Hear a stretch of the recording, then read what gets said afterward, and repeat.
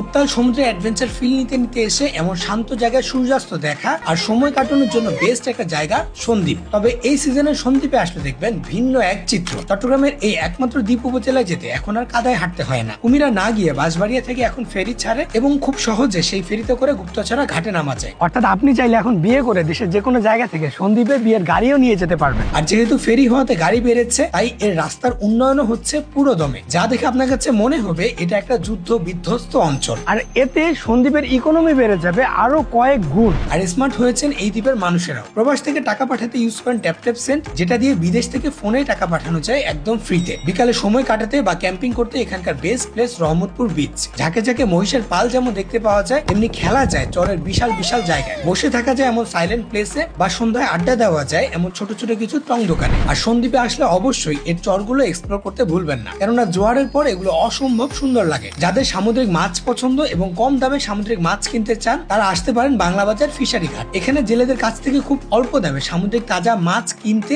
ও দেখতে পারবেন। প্রচুর টুরিস্ট এবং ট্রাভেলার যেমন আসছে এখানে, তেমনি বেড়ে যাচ্ছে থাকার মতো হোটেল আর রিসোর্ট। সন্দ্বীপ কমপ্লেক্সের আশেপাশের এই হোটেলগুলো তাও 300-400 টাকার মধ্যে। এমনকি আগে ভালো মানের রেস্টুরেন্ট না থাকলেও এখন অনেক উন্নত এবং টিকটক বন্ধ রেস্টুরেন্টও হয়েছে সন্দ্বীপে। তবে একেবারে ভিন্ন আর উন্নত এক সন্দ্বীপ দেখতে হলে হয়তো অপেক্ষা করতে হবে আরো 1 বছর।